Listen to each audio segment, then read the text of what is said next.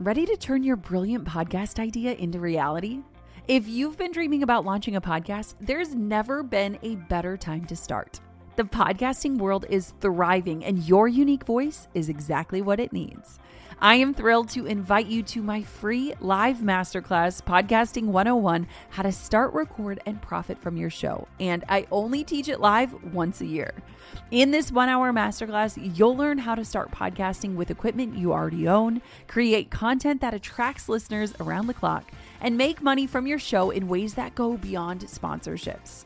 As my gift for joining me live, you'll receive my ultimate equipment checklist featuring my exact professional setup, plus budget-friendly recommendations that'll have you sounding like a pro from episode 1. You'll walk away with a clear action plan and everything you need to finally move from idea to launched podcast. Claim your spot now at freepodcastclass.com. That's freepodcastclass.com. The world is waiting to hear what you have to say.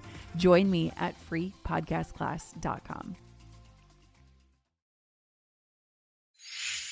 Introducing your new Dell PC powered by the Intel Core Ultra processor. It helps you handle a lot, even when your holiday to-do list gets to be a lot. Because it's built with an all-day battery, plus powerful AI features that help you do it all with ease. From editing images, to drafting emails, to summarizing large documents, to multitasking.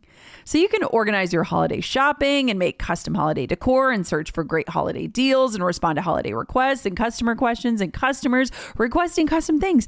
And plan the perfect holiday dinner for vegans, vegetarians, pescatarians, and Uncle Mike's carnivore diet.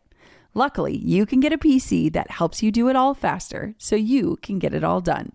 That's the power of a Dell PC with Intel Inside, backed by Dell's price match guarantee. Get yours today at Dell.com/deals. Terms and conditions apply. See Dell.com for details.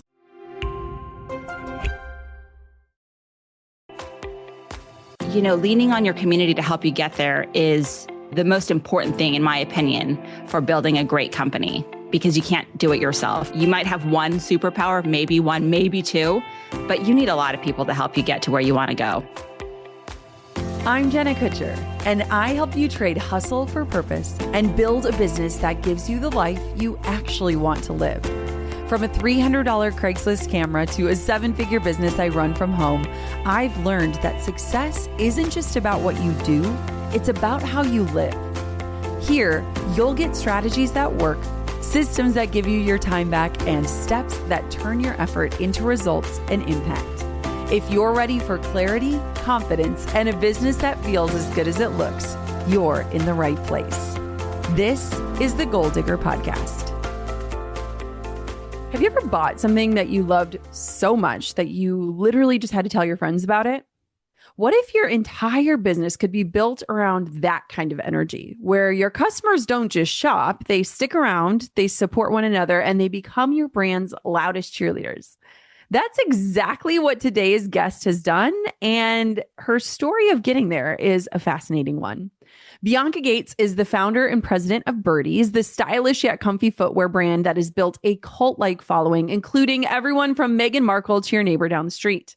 What started in Bianca's living room has grown into a brand loved by women everywhere, not just because of the product, but because of the feeling it gives you.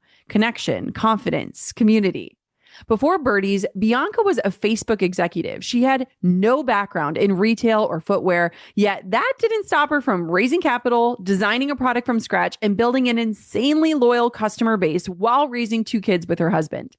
In this conversation, we are talking about the real story behind Birdies' growth, how Bianca built a community-first brand from day one, the one meeting that she has every single month with women that are asking her to lean in, and how authentic storytelling shaped Birdies' success. I am so excited about how you can apply her approach to your own life and business, even if you're just starting from scratch or you feel like you are on an isolated island in entrepreneurship. This episode has left me so inspired to go out and create my own lean-in community in our city. Literally, I am going to get this started. And so if you are someone who has ever wondered, how can I rally around people and get them excited about my product or my business? How can I create a true movement and not just a moment? Oh, this episode is for you. Bianca Gates, welcome to the Goal Digger Podcast. Bianca, everyone tells entrepreneurs to build community. But honestly, I would say that most brand communities are ghost towns, like ghost towns with tumbleweeds, right? You built one that has Meghan Markle and suburban moms equally obsessed. So I want to know, what is your hot take on what are brands getting wrong about community that you got right? Ugh. Well, I think like in this age, just table stakes is authenticity. Yeah. And that term building community or have community, it just like, what does that even mean? Like you can't just go out and like build a community. We're not homes. We're not things. You don't build us. It has to come authentically and grassroots. And people have to believe, and it starts with one person at a time. And then, two people and three people, and those people bring other people into the community. And it's a viral effect that happens authentically. I mean, I wish it were so easy to be like, and then, on slide 3 of the PowerPoint, we're going to build community, and that's going to happen in this way and by this timeline. And then boom, we have a brand. No. And, my community started just by sheer desperation. It's all I had. I never spent a day in footwear or in retail. I was working at Facebook. I was a mom of 2 little kids. I had no business going into the footwear industry. And the only superpower I had was the people in front of me, my friends. Hey, who do you know that can help me here? Can you host a trunk show? Can you help me with that? Can you do this? And then like that. And then those people became so invested in this vision that I had that they started to bring others into this. And so this happened over years. I've been going at this for almost 10 years now. So this idea of community, it's a long road. It's not something that can be put together overnight. Yeah. One thing I am obsessed about your story is that you made a joke. I was listening to an interview you did, and you were talking about how when you were starting Birdies, you're like, I couldn't shut up about it. Like, you don't understand when people are holding their ideas and their dreams so close to their chest and like waiting for this like grand reveal that's like perfect for the world and hoping the world receives it. And you're like, I just don't get it. Let's talk about that, because I think that so many women right now listening to this show are working in isolation, holding their dreams so close to their chest, worried that somebody's going to copy them or rip them off or judge them. Let's talk about it. I mean, I sit in the heart of Silicon Valley, right? This is where like the startups begin. And so many times I hear people say like, I'm starting something, but I'm in stealth mode. Yeah. Right. I'm like, what does that even mean? I mean, like, ideas are a dime a dozen. I mean, it doesn't matter. You can tell me any idea. I would have no idea how to execute it, or let alone how you're going to execute on this idea, right? Like if you do it alone, like you're just not going to get anywhere. It's the wrong mentality. And this idea that somebody's going to steal your idea. I mean, my idea was to make like slipper shoes. Like, shoes have existed since the beginning of time. It's just like, but it's like, what is my personal take on it? How is my personal execution? That's the difference.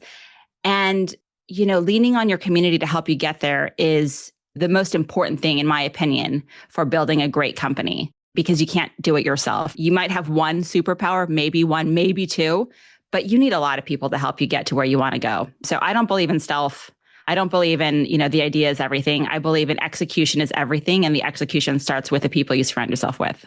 I mean, don't you think, Bianca, when I think about these first 2 questions of like community and ignoring this idea of stealth mode, I think that is a part of the secret sauce, is like you invited people into the fold when it was just an idea, before it was even an idea that you wanted to solve. I wouldn't say I invited them. I like begged them. I was like, please do me this solid, do me a favor. It was not an invitation. It was like, here you go. You're going to help me out Thursday night trunk show at your house. Shoes are coming.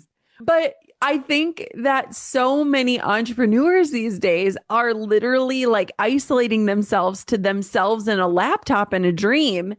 Yeah. And we've missed that piece of the pie of like, I feel like when you built Birdies, you didn't build just a brand. People were a part of every iteration of the process, right? Oh, yeah. Like they were, whether they wanted to be or not, if they knew Bianca, you are a part of this. And I feel like that is a part of the secret sauce of like, we say we want community, yet we are dedicated to building businesses in isolation from corners of our home without even being able to whisper what the idea is. And it's like, maybe that is the secret sauce. It's even beyond building a company. I think it's the secret of life. And I'll tell you why. when I first started my career, my parents are immigrants here. My mom was a stay-at-home mom. Like there was not a lot of modeling on like, being a female in the business world. I had to figure it out, and doing it alone was very hard and complicated. I made a lot of mistakes. At one point in my marriage, early on, I saw my husband, I was home with a newborn. He would meet up with a colleague for, beer after work before coming home. And it would send me off to the stratosphere. I was so annoyed and angry. I'm like, you need to come home. You need to stop buying your diapers. Like, what are you doing having a beer? And he says to me one night, he's like, why don't you go have a glass of wine with somebody? And like, before you come home, I'm like, how are you kidding me? How could I possibly, like, where are your priorities? And then to kind of like prove it to him and prove a point and show him, I did. Yeah. And I was like, oh my God, this was transformative. Like that one glass of wine for 45 minutes after work and between then and coming home, I got to talk about outside of work and outside of home, like other things. Hey, I'm thinking about, making a career move. Hey, I'm thinking about asking for a promotion. Like, how do you think I should go about it? Those are things that you're not really talking about either at home or at work. And like, it was that white space that community was able to help me catapult my career and also understand how to manage a household as well as work, and other projects. And so fast forward, I had my second child. I was at Facebook. I was commuting 3 hours a day, which, back in the day, that's what you do, go to work every day, 5 days a week, and starting Birdies. And I remember thinking like, I need help. I need to know, how are people balancing this? Because with 2 kids, I'd get a lot of questions like, oh, are you going back to work? Like, who's going to take care of your children? I would never leave my child with a stranger. Yeah. And so I just realized I needed to form a community of like-minded women very quickly that I could surround myself with, that my decisions were going to be safe within this group. And like anybody else that did not agree with it, it was fine. They're not part of my community. Yeah. And we started forming these like lean in circles, now we call them, and with, Sheryl Sandberg many years ago. In fact, I just hosted my lean in circle last night here at my house. 13 years later, every month we meet. And that has made the biggest difference with Birdies, obviously, but even just taking risks professionally, even understanding where my guardrails are as a mom, as a partner, as a friend. And I can't tell you how many women I meet who don't have that type of deep network. They have a lot of friends, surface level friends. How's the weather? Where'd you go on vacation? How's the home renovation going? But nothing deeper. Mm-hmm. And we're missing a lot in life as women in particular, without having that glass of wine, after work and before going home, or forming these deep relationships where you can really help people in meaningful ways. And I think if anything, I want, your audience to know that whether they're starting a company or anything in life, yeah, it's really hard to do it alone. It's almost impossible. And it's so much more fun to do it when you have found your people. This podcast is brought to you by Mercury, banking that helps entrepreneurs do more with their money. Okay, I remember in the early days of my entrepreneurship journey, clients would literally mail me checks, and then I would have to drive all the way to the bank to deposit them.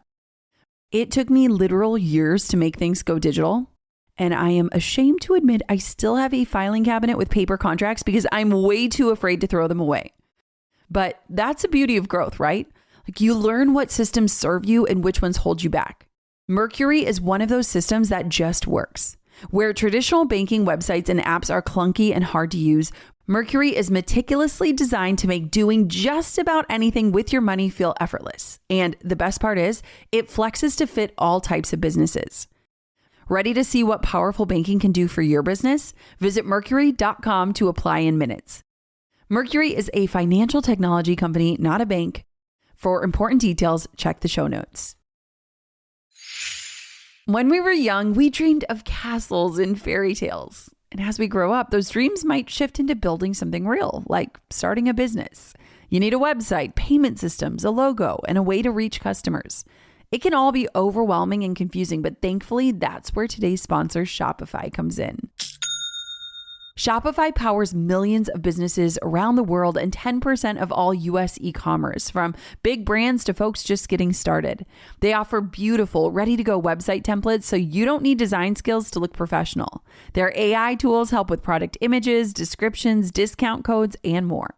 Shopify also makes it simple to run email and social campaigns so people can find you. And if you ever feel stuck, their award-winning 24/7 support is always available. Turn those dreams into and give them the best shot at success with Shopify.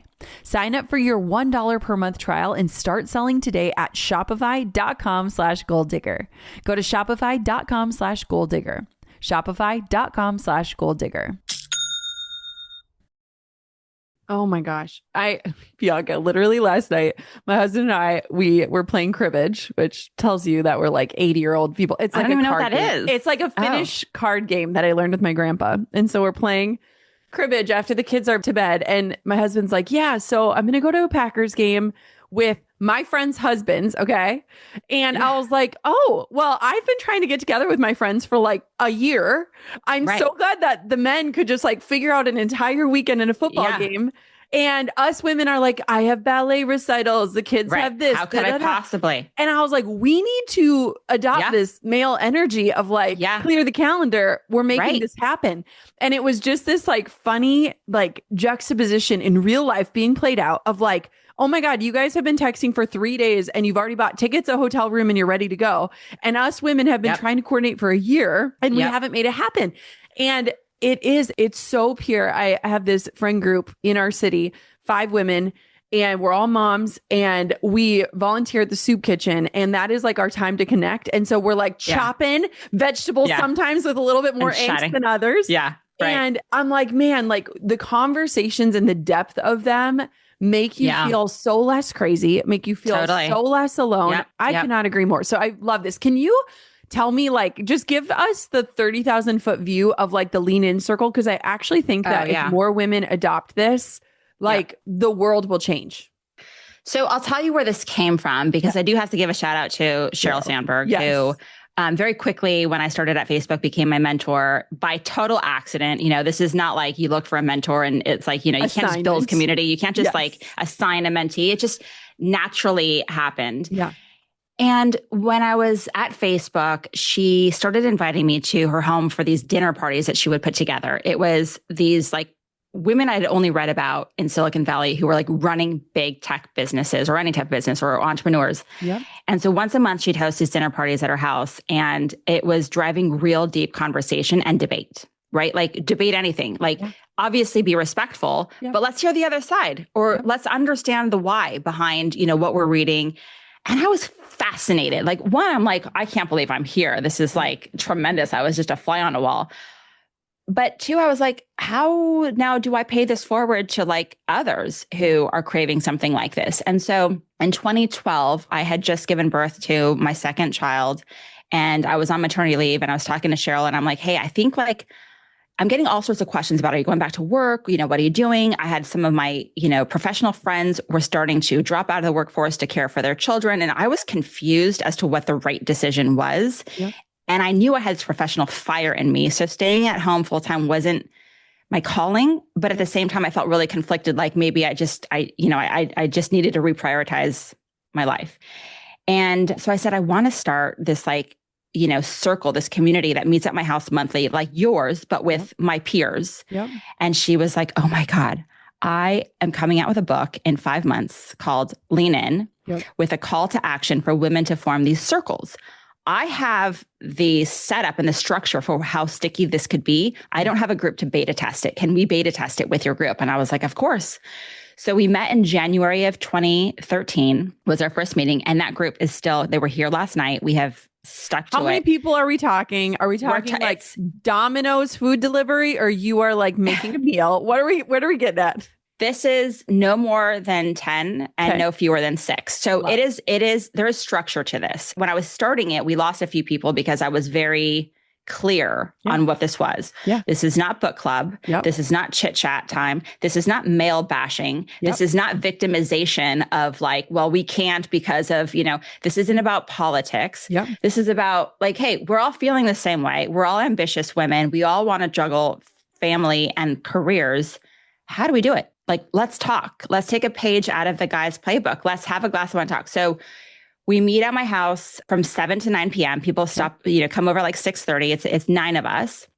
I order food, and we have a moderator. We have a timekeeper. And the idea is that you only talk about the top and bottom 5%, nothing in between. So you have 2-minute round table to give an update of the last month. Okay. And I'm talking deep. Yeah. And if 6 of the women are going deep and 2 or 3 are not, like you call them out, right? Like this is not, just surface level conversation.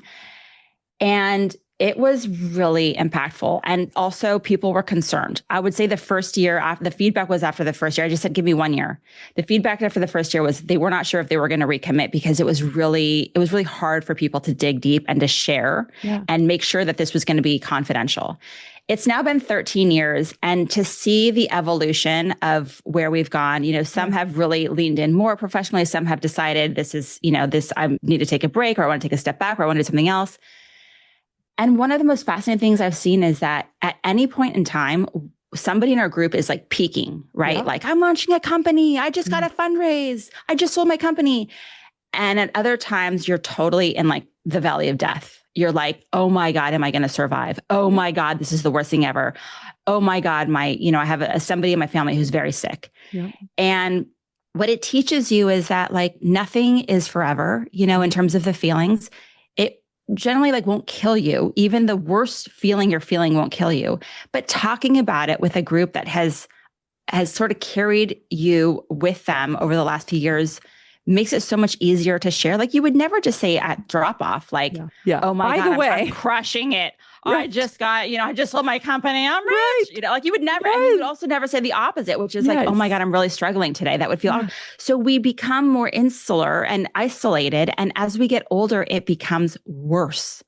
So identifying like-minded individuals, and I always say we meet in person, it has to be within a few mile radius of your home, because if you're zooming in from somebody across the country, it already feels like you don't like disconnected. You're just not disconnected and I'm weird. And truth be told, like when I first started this, I had so many women reaching out saying, I want to join your Lean In Circle. And I said, well, I'm capped out at 10. Yeah. But I'll help you start your own circle. Email me with the other 9 women and I'll come to your house and I'll launch this. And I did this for about like 15 circles here in the Bay Area. Yeah. With the exception of one group, everybody responded saying, but I don't have 9 other women. Can you help me? I was like, wow, that's fascinating. How is that possible? These are professional women. How do you not have 9 women you would start this with? So I started to keep tabs on like zip codes. And when I would get 10 women in a certain zip code, I'd put them together. And what we found is that like some of them lived like 2 blocks from each other, 3 blocks from each other, across the street in the same building. Yes. And how often we were just living our lives in parallel and never intersecting. And meanwhile, everybody was so close by craving the same thing. And so now it's been 13 years. I think over 180 countries have now implemented Lean In circles, over 100,000 circles, 150,000. Like it's just become massive. And yet we've barely scratched the surface. And like my call in life is for women to create their own network of circles and be very structured so that it's sticky and keep people accountable. And by the way, you can only miss 2 meetings a year or you're kicked out. And if you're more than 5 minutes late or you have to leave more than 5 minutes early, you are asked not to join. And that is your absence, because everybody has a reason why they can't make it. Everybody's busy. Everybody's got something. But if we play that game, we get nowhere. And you have to prioritize this, or it's just not for you. And that's okay. Yeah. It doesn't have to be for you. I freaking love this. I did this post the other day. I'm like the worst at like, I get this idea and I just like put it out there. I think that's like the entrepreneurial spirit, right? Yeah. And I'm like, oh my gosh. So we live in small town, Minnesota. And I like put out like, I have been dreaming of just like gathering people and entrepreneurs who are in this community, because I'm like, if we want to change where we live, I truly believe that women entrepreneurs are the people that are going to do it. Like we are the vessels that can get the money in and put the money back into our communities and like see the bigger picture. And it was so funny because I put it out there. Then all these people were like, I'd fly in from Scotland. I'm in Tampa, Florida. I'm like, Minnesota. Like I want a 218 area code. I want you in this community. Yeah. But what was interesting is like, even just throwing this idea out there where I was like, I will literally order Domino's pizza. So do not expect anything fancy. But everyone is like, I've been thinking of this too. And I think there is a movement of people who are recognizing like they're lifting their eyes from the mountaintop of success, whatever that looks like for them. And they're like, there's nobody with me. Right. Yeah. And I'm alone, or this doesn't feel how I thought it was because I have no one to share this with, whether it's good or the bad. So I freaking love that. I'm so excited for you. I'm like a systems girly. Like I want to like take an operating system and put it into my life, right? Like on Mondays, we Instacart our groceries. On Tuesdays, and so I love that there's like an actual framework to it. So everybody that's listening, Start a circle. Don't email Bianca with your zip code. She's got enough on her plate.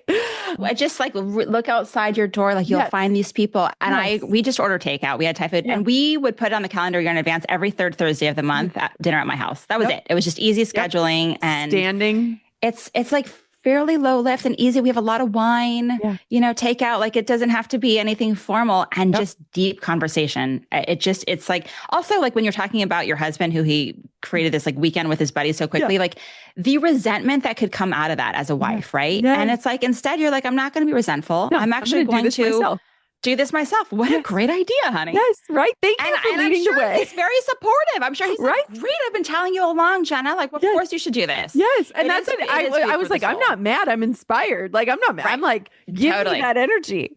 Don't take away from him. Just add your own weekend. I agree. Right. I love it. That's right. Okay. So one of the things that I am so curious about is that most founders, like when we think about this idea of community, right? And we think about building something, because here's the thing, in the age of AI, especially with like digital businesses and stuff, I think that the thing that AI will never be able to do is create community, right? Like truly help people move towards the life they want, whether it's through a product, whether it's through service and offer, whatever that is. And so when we think about like, well, okay, if you have been isolated, if you have been siloed, like, where do we start? And I would say that some people would say this whole like community idea is outdated. I think that people want to have something to connect with. How have you done this through shoes? Like, walk us through it, because I can see how easy it could be to build a community of, say, entrepreneurs. How have you done this with a product? It sounds so like thoughtful when you say it and so eloquently as you just did. It was, I think shoes were just like the byproduct of what I was seeing as I was building community. So the idea behind Birdies was very simple. I'd love to host people at my home, men and women, but particularly with these circles that started in 2013. And 2 years into it, it was one of these funny things where I would ask people to kindly take off their shoes, and it was not so much because the shoes were dirty, although like it does seem kind of weird to have dirty shoes outside, meant for the outside inside. But it was more like, hey, stay a while, like kick up your feet. Like if you have your heels on or your boots on, you're kind of like, 1 foot out the door sort of thing. I was like, stay a while, have a glass of wine, take off your shoes. But I would see people would be uncomfortable, like they'd have a hole in their sock or they didn't have a pedicure, or it kind of felt intimidating or just awkward. And in 2015, like 2 years after doing this, I had this like aha moment where I was like, we have our slippers for the bedroom and bathroom, for the moment where, the day is done, you have your jammies on, your hair's in a bun, you're washing your face, and you've got your snuggly slippers, but you would never entertain in them or go outside of the house in them. And then you have your shoes that you throw on as you're going outside. But there was nothing for the yummiest place in the world, which is the living space, the living room, dining room, kitchen. That's where the magic happens. That's where community happens. That's where food and conversation and guests and laughing and crying and hugging, that's where it all happens.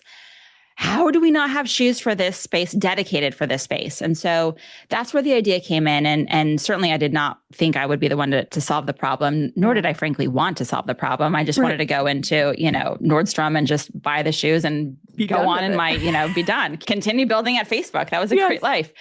And so my husband in 2015, he's just like, I've been hearing you have this problem for a long time. You haven't found a solution. Why don't you just solve it?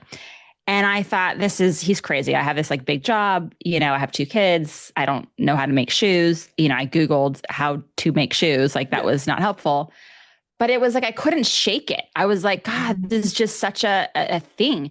And I remember watching this like Mr. Rogers, like on Instagram, where he'd like walk in and take off his outdoor jacket and put on his indoor coat and take off his outdoor shoes and put on his indoor loafers. I'm like, see, he's not walking around barefoot. He has shoes on. He's still maintaining the integrity of his outfit. It's, he's not ready for bed at this point. So I was like, I want that.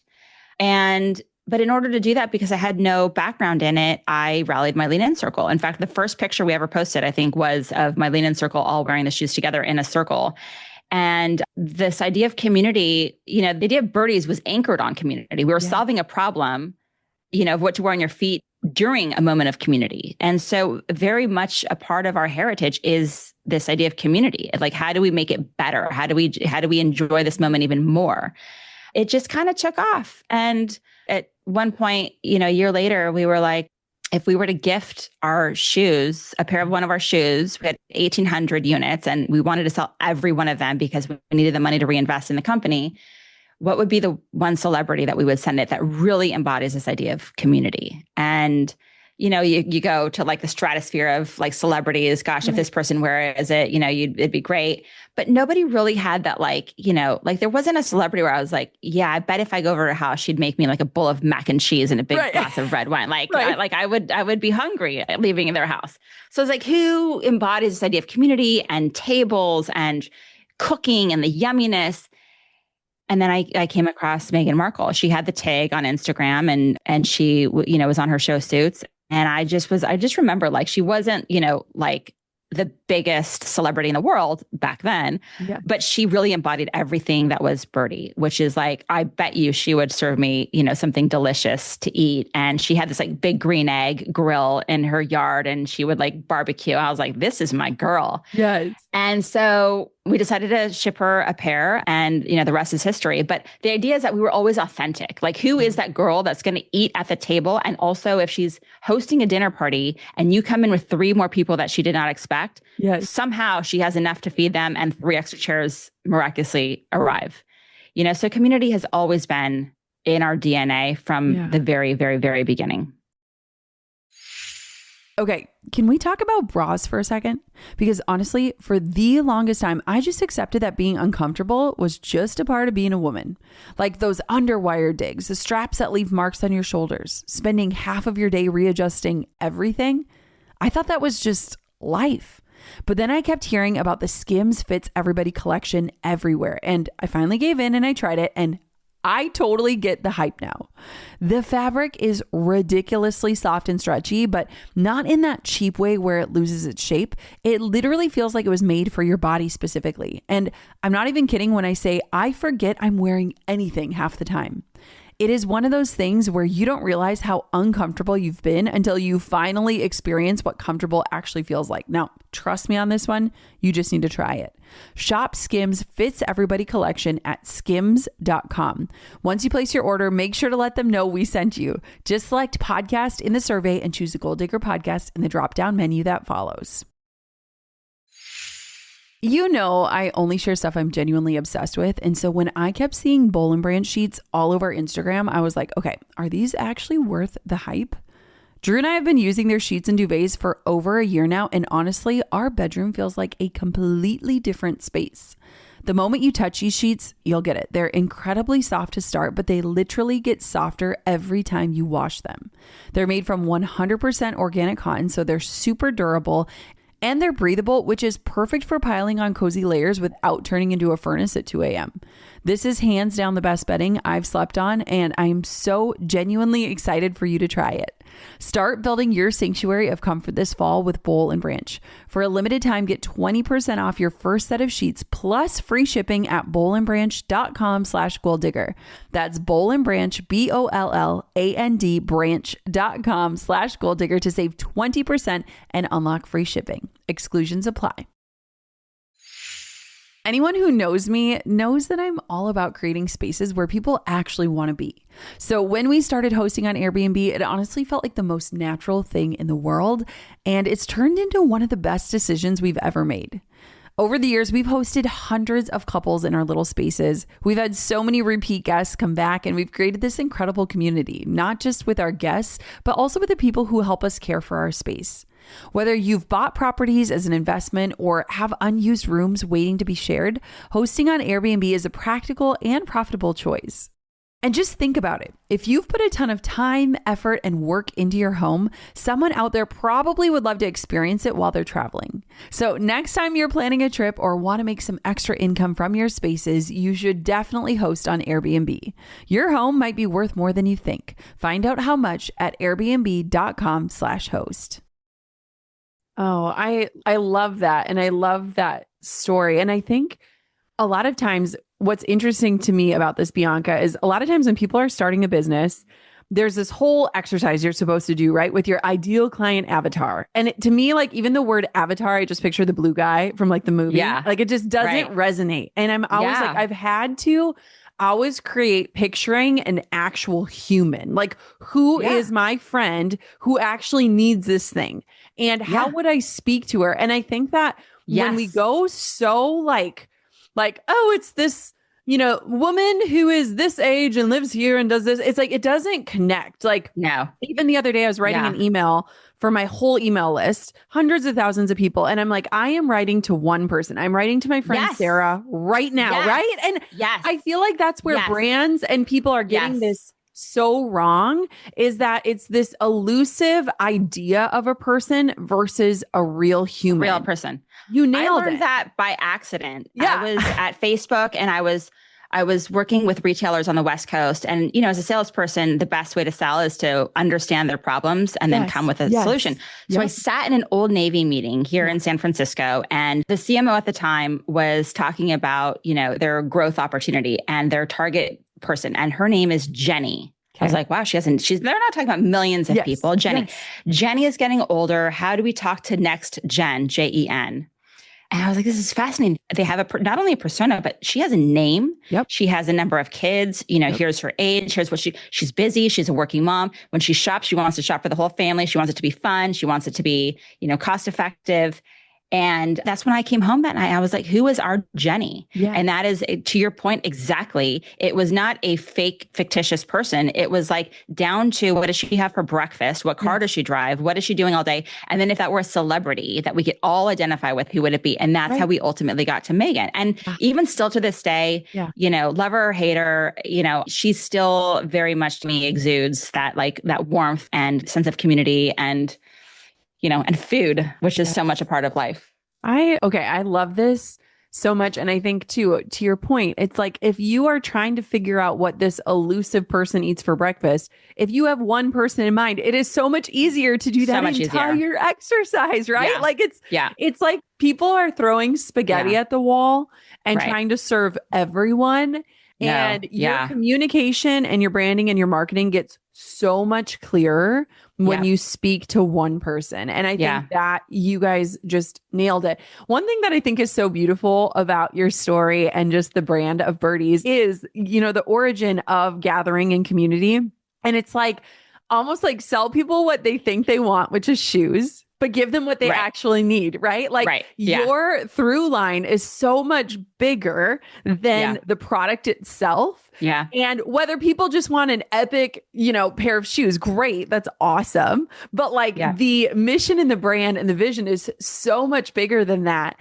And I don't know. I love that. And I loved when I heard your origin story and starting with Marissa and all these different things. It's like, oh, every piece of this has been you bringing people into the fold. Oh, yeah. I mean, let's talk about the number of times I've just been just embarrassed and punched in the face where things just don't work. And you're just like, that sucks. But you go to your community and you're like, you guys are not going to believe this. This is what a terrible day I'm having. And we all laugh and, it's like you feel like a big hug and you're like, okay, I got this. I can move on. Yeah. Okay. So I'm going to ask you kind of a fun question, but let's say someone gave you $1,000 and 30 days and they said, I need you to build a community around a brand new product. I want to make a movement. I don't just want to have something to sell. I want people behind it. No existing audience. Let's remove all of the factors, no connections, no advantages. What would you do? How would you break this down? First off, I would just keep the $1,000, get my nails done and have a really nice meal, because I don't think you need money to solve that problem. I think you need a lot of creativity and a lot of discipline and just a lot of talking to people. To your point, we're all craving human connection. And so you have to humanize the problem and the solution down to who is that one person. Mm-hmm. Oftentimes, people are trying to boil the ocean. It's never going to work. It's not going to be for everybody. And now eventually it can be, but you got to start off specific, to this one problem. And then we can keep iterating and grow and whatever. But I would say, kind of like what we did, who is the one person that this is going to solve their problem? And how is it going to solve the problem? And once you've identified that, go ask that person, does this solve your problem? Mm-hmm. And, for Birdies, the interesting thing is I was so excited to solve this slipper shoe problem. Turns out that was not really people's problem. They were okay with just walking around in socks and barefoot. Much to my dismay, it's very hard to change people's behavior. Yep. But What happened was they loved the shoes because they were playful and comfortable, that they started wearing them outside as shoes. Yeah. Did that And mortify you? Like when I know the mortified, origin story, I'm like, wait, what did mortified. Bianca do the first time she saw somebody wearing these out in public? So it was mostly my friends in the beginning, and I would just be very disappointed. I was like, these are intended to be at home, because I didn't think we were ever going to win in the shoe market. And I didn't even care about shoes. Like, I was not trying to solve a shoe problem. There's plenty of shoes. If half the shoe companies go away tomorrow, we would not be missing shoe companies, right? Like I didn't care about that. I cared about the home. Yeah. So I saw my friends like at airports and like around the street. I was like, this is annoying. And then, Meghan Markle, she had a big following on the TIG, but every time she was photographed either by paparazzi or herself, it was always outside of the home. And I was like, oh man, people are going to start buying these as comfortable shoes. Yeah. And then in 2016, I remember like our return rate was like sky high. I was like, this is a problem. And so we hired an intern that summer, and I said, your job is to email all of our thousands of customers and ask them, how are you wearing your Birdies? Yeah. And at the end of the summer, she presented to Marissa and myself, and she said, listen, turns out over 75% of our customers are wearing them everywhere, not just at home. Yeah. And so, genius me, I'm like, well, there's the problem. We need a marketing campaign to educate them to wear them at home. And she was like 19 at the time. And she's like, or we could pivot, make them, a little bit better for the outdoor elements and make them the most deliciously comfortable shoe they've ever worn. And I was like, huh. And it really kind of took me back. And it did take me a while. We were birdieslippers.com for many years. And I was like, wait, are we really not going to be a slipper company? Are we really moving outside?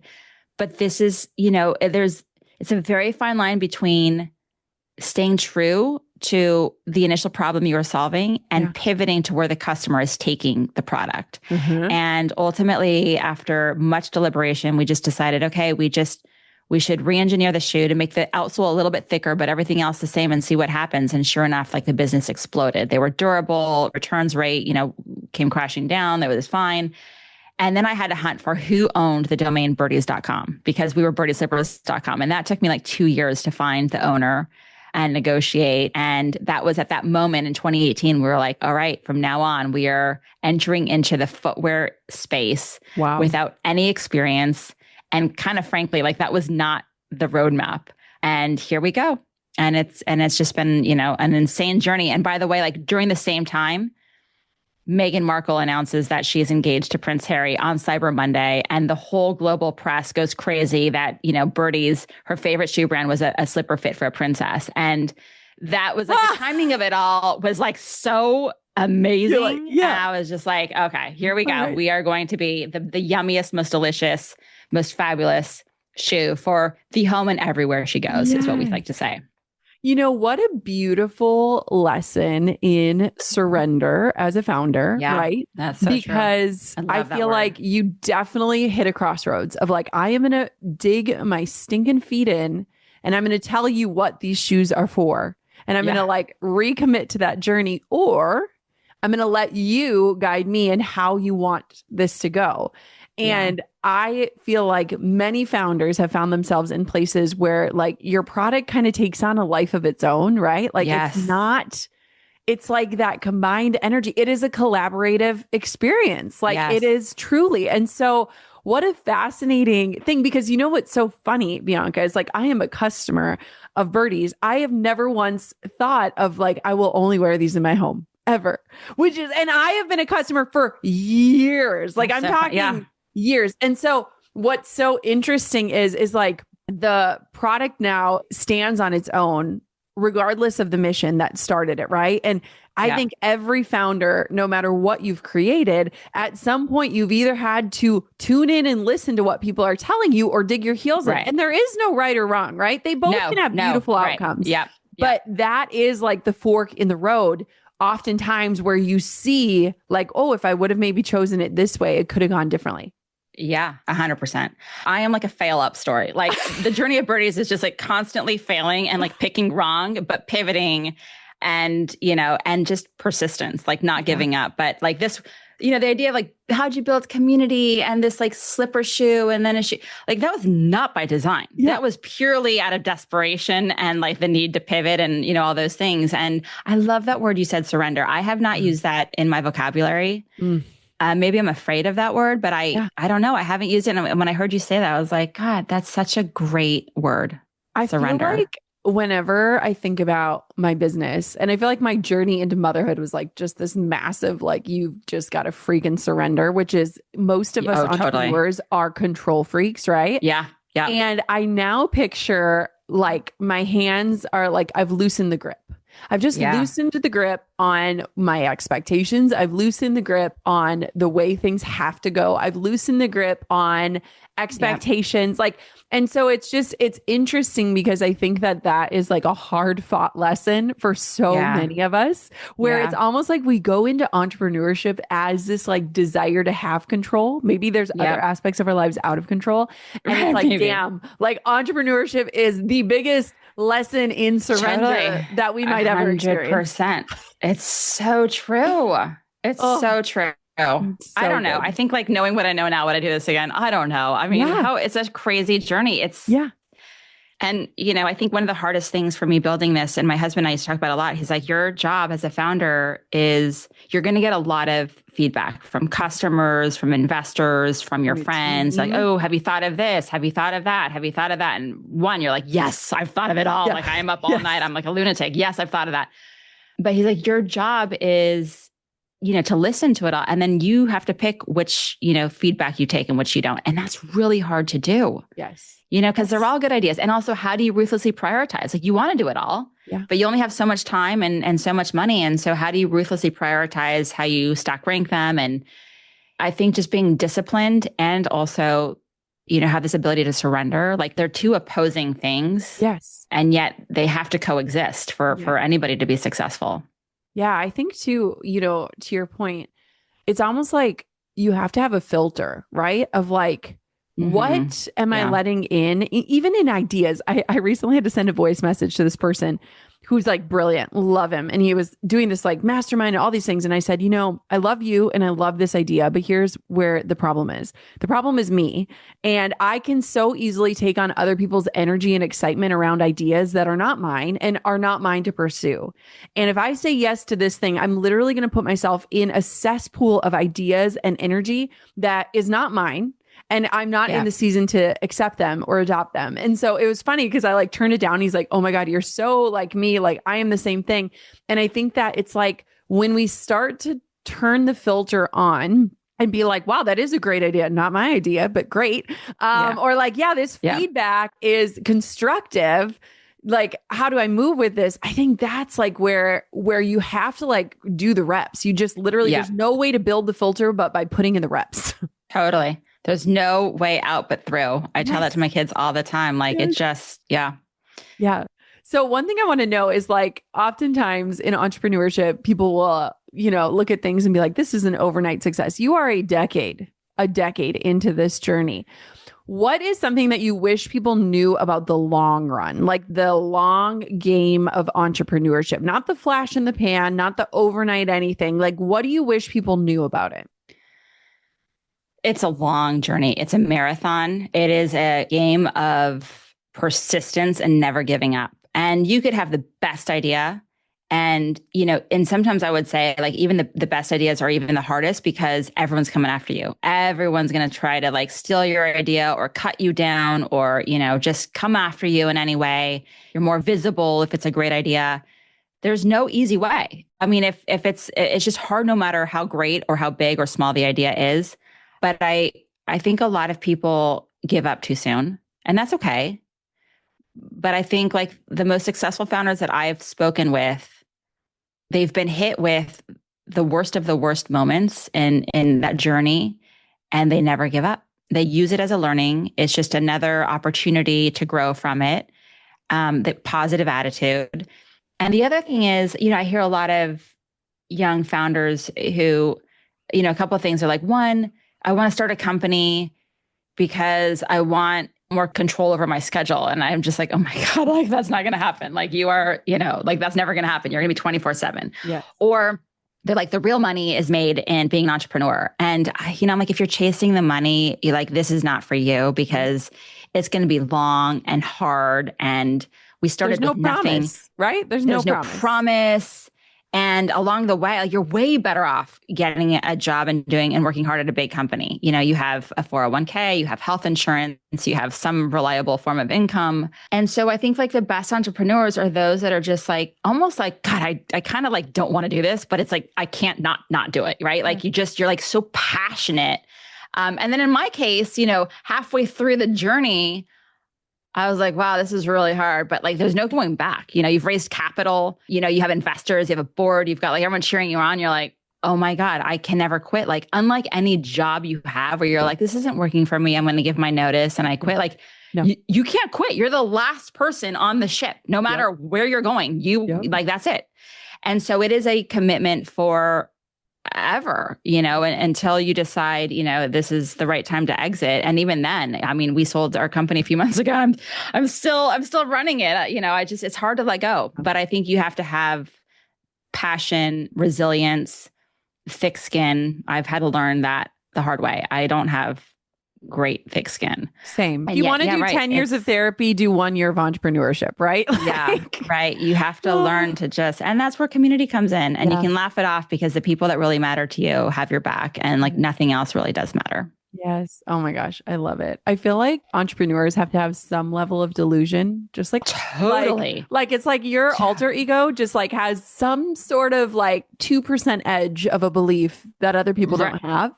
And that delusion is going to guide you forward. And it's a beautiful thing. I hope. Oh my God. I haven't used that word in a long time. Delusion. It's so true. You have to be delusional enough to think that you're going to be better than anyone else in the world that has done this. Figure it out. And also humble enough to be like, I'm punched in the face every day because I'm a moron. Like, that was a bad idea. That was a bad decision. Like, I guess I'm not so great. Right. Like, it's a constant battle of, two polarizing things. Yeah. So I got my colors done, Bianca. Have you heard about this whole thing? You get our mom. Is it like an Enneagram? No. Oh, no. It's like this thing. Our moms probably did it in some community ed class at some point where you find out, so there's seasons and you get your colors done. So it's all based on your skin tone, your hair, your eyes, what colors look best on you. Oh, and okay. I discovered in getting my colors done that I am not a black girl. Like, I can't wear black. I need to wear brown. Oh. And so I am now flipping all the shoes in my wardrobe from black to brown because all my clothes now are going brown. Anyways, my husband walked down and I was on the Birdies site and the new loafers are like, so freaking cute. Yeah. And he was like, girl, he's like, Jenna, if you order another pair of shoes, like you got to FIFO your shoes. You got to get some out of here. So I just feel like I'm in a iteration of like out with the old, in with the new. And I feel like Birdies is just like reinventing shoes and ideas and design. And I don't know, it's not maybe the original vision that you had, Miss Bianca, but like, damn, they're good. You're so good. Thank you. We're having fun. We've sort of proven ourselves somewhat in, an industry that is like a very hard to get into industry. Yes. We've sort of proven ourselves. We're able to hire, the best talent in the industry, and we're having a lot of fun. It's been a lot of fun. But by the way, if you're a brown girl, I highly recommend like colorful shoes. Like you could wear like, like yesterday I was wearing like this like tan dress with a pair of our suede red hummingbird flats. Like the red with the tan, like looks great. Like we have a lot of great colors. Well, I'm eager and waiting. Where can everybody find you and connect with you? Also, everybody, let's start lean in circles. Like I am so behind this and I love it. So where can we connect with you, Bianca? Please do. And actually, maybe we can catch up afterwards and I can kind of give you like some bullet points that you can share with your audience in the form of an email if they want it, like just to kind of follow the structure, because like the structure is the stickiness and the glue to making this work. It's not just getting together. Yeah. I'm just Bianca Gates on Instagram, Bianca Gates on LinkedIn. You can shop Birdies at birdies.com because that girl bought that URL, baby. Yes, I did. Oh my gosh. That's a story for another time. But, thank you so much for coming on the podcast. This was such a treat. Jenna, you're amazing. Thank you so much. Mwah.